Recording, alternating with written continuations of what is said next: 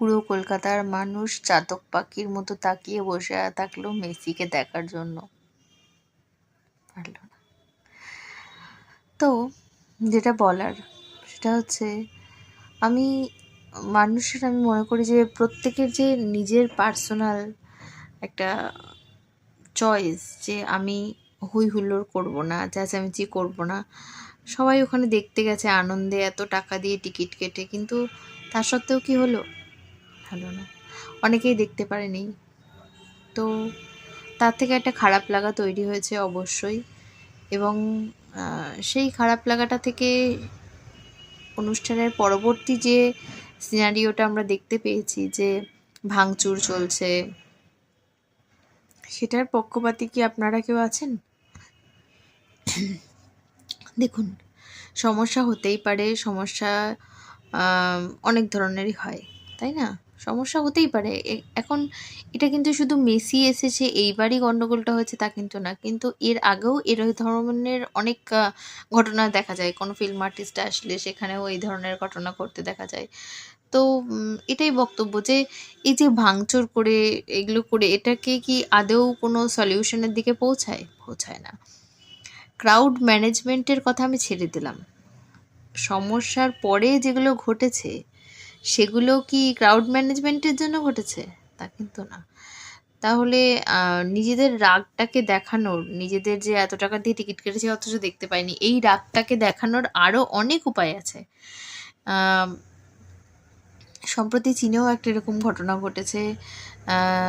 মেসিকে অনেক কিছু বলা হয়েছে যে সে নাকি মাঠে খেলেনি বলে, যে জাপানে গিয়ে খেলেছেন অথচ চীনে আপনি খেলেননি। এই ধরনের একটা তো মেসি পরবর্তীকালে রিপ্লাই জানিয়েছিল যে তার ব্যক্তিগত কিছু সমস্যার জন্যই সে খেলেনি। তো এটাই ব্যাপার, যে এক্সপেকটেশন এমন যে করতেই হবে, যে ওখানেও কিন্তু পাবলিক অনেক বেশি রেগেছিল, কিন্তু ওরা কিন্তু এরকম ভাঙচুর খুব একটা করেনি। কেমন? তো আমাদেরকে এটাই শিখতে হবে ওদেরকে দেখে, যে আমরা সমস্যা আছে, সমস্যা তো ওরাও ডিল করলো, আমরাও ডিল করলাম, তো আমরা কিভাবে করছি আর ওরা কিভাবে করছে। কারণ ইন দি এন্ড যখন ইন্ডিয়া সম্পর্কে বা কলকাতা সম্পর্কে তো রেপুটেশন অলরেডি অনেক নেমে গেছে কলকাতার। তো যখন ইন্ডিয়ার সম্পর্কে মানুষ কথা বলবে, তখন যেন আমরা সেখানে মাথা উঁচু করে দাঁড়াতে পারি, সেইটুকুনি তো দরকার অন্তত, তাই না? সেইটুকুনি তো না হলে খুব মুশকিল। আমার এটাই মনে হয় যে এই ইমেজগুলো, এই যে ছবিগুলো, এগুলো তো পুরো ইন্টারনেটে ভাইরাল হচ্ছে। মেসির মতো একটা মানুষ, ওনারা কিছু বলবেন না, ওনারা এগুলো পাবলিশও হতে দেয় না, কিন্তু তার সত্ত্বেও লোকে জেনে যায়। কেমন? এগুলো কিন্তু চাপা থাকে না, ঠিক আছে? আর পুরো ইন্টারনেট জুড়ে এগুলো ভাইরাল, এগুলো কি আপনি আটকাতে পারবেন? এগুলো দেশের বাইরেও কিন্তু পৌঁছাচ্ছে, এবং সেখানে রেপুটেশন কি থাকছে তাহলে? বুঝতে পারছেন কি বলতে চাইছি? বাইরের কান্ট্রির ট্যুরিস্টরাও তো আমাদের দেশে আসে, তাহলে সেগুলো তো আমাদের জন্য অনেক বেশি উপযোগী, তাই না? বাইরের ট্যুরিস্ট কত দেশ এমন আছে যেগুলো পুরোপুরি ট্যুরিস্ট ইকোনমির উপরেই দাঁড়িয়ে থাকে। তাহলে আমরা তো মানে এমনই আমরা তৈরি করে ফেলছি পরিস্থিতি, যে বাইরের লোক কলকাতায় পা দিতেই ভয় পাবে। তাহলে তো সে তো এক দুর্গাপুজো ইউনেস্কোর ওয়ার্ল্ড হেরিটেজ হওয়ার জন্য তো অনেক পরিমাণে লোকজন আসছে ওই সময়টাতে, কিন্তু সেটা তো মেনটেন করতে হবে যাতে লোকজনের আসা যাওয়াটা থাকে। ট্যুরিস্ট ইকোনমিটা কিন্তু অনেক বড় একটা ইকোনমি, কেমন?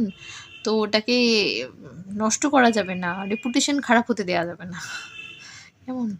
খুব বিতর্কিত একটা টপিক, তবুও বললাম। আপনাদের মনে হতে পারে আমি ভুল বলছি, ভুলভাল বকছি, সংশোধন করবেন, কোনো আপত্তি নেই। ভুল হতেই পারি, তো ভুল হলে আমাকে সংশোধন করবেন। কিন্তু আমার যেটা বক্তব্য, আমার যেটা মনে হয় যে যতই যাই হয়ে যাক, সেটা তো মানে অন্যভাবেও তো আরও বলা যায়, বোঝানো যায়, নিজেদের রাগটাকে, অভিমানটাকে বার করা যায়। সেটার জন্য এরকমভাবে ভাঙচুর, লুটপাট, এটা তো ঠিক না। কেমন? এটা এই ইমেজগুলো তো বাইরে যাচ্ছে, আপনি দেখছেন তো, এই ইমেজগুলো যাচ্ছে। এর আগেও এরকম ঘটনা ঘটেছে, সেই ইমেজটাও যাচ্ছে। তাহলে এরপরে আমরা পাবলিক রেসপন্সটা কী পাবো বাইরের কান্ট্রির থেকে, সেটাও কিন্তু ম্যাটার করে। কেমন শুধু ওই নেতামন্ত্রী আমাদের দেশে উন্নতি করছে না, ওরা এই করছে না ওই করছে না, কী করে করবে? কোনো ভালো কোম্পানি আপনার মনে হয় এখানে ইনভেস্ট করবে এরকম ক্রাউড সিচুয়েশন দেখলে? ওরা বলবে কবে আমার ফ্যাক্টরি তুলে মুলে ভেঙে দেবে, করবেই না। বোঝা গেল? সব কিছু ম্যাটার করে, এগুলো ভীষণ ম্যাটার করে। কেমন, সরি যদি ভুল হয়ে থাকি, যাই হোক আমার মতো করে আমি বোঝানোর চেষ্টা করলাম। এগুলো আমি, দেখুন আমার কথাটা বোঝার চেষ্টা করুন, পাবলিক রেসপন্সটা খুব ম্যাটার করে। কেমন, মানে আপনি কিভাবে রিয়্যাক্ট করছেন সেই ইমেজগুলো, এখন তো আর চেপে দেওয়ার যুগ না, এখন ইন্টারনেটের যুগ, এখন আপনি যা করবেন তা তো ভাইরাল হয়ে যাবে। এবার যেটা আপনি করছেন, যা রেসপন্স পাচ্ছে কলকাতা, সেই রেসপন্সটা বাইরের লোকেরা কোনো, আপনি কি ভাবছেন কোনো বিজনেসম্যান যখন ইনভেস্ট করে তখন কিন্তু সে সেখানকার এরিয়ার যে পাবলিকের কীরকম কী অ্যাপিয়ারেন্স, সেগুলোও কিন্তু সব রকম ওরা দেখে, এনভায়রনমেন্টগুলো। কেমন, তো শুধু ওই ট্যাক্সের এই সমস্যা ওই সমস্যায় জমি পায় না, এই হয় না ওই হয় না, পাবলিককে দোষ দেওয়ার থেকে নিজেদের দোষটাও কিন্তু দেখতে হবে। ওই যে একটা কথা আছে না, আগে ঘর শাসন করে তারপর পর শাসন করো। তো এটাই, আগে নিজেকে শাসন করতে হবে যে আমি কি করছি, আমার অ্যাপিয়ারেন্সটা কি, তবে না আমি বাইরের লোকের থেকে এক্সপেক্ট করতে পারবো। ভুল হতেই পারি, ক্ষমা করবেন ভুল হলে, অনেক বড় বড় বক্তব্য দিয়ে ফেলেছি। যাই হোক, সরি, বাই।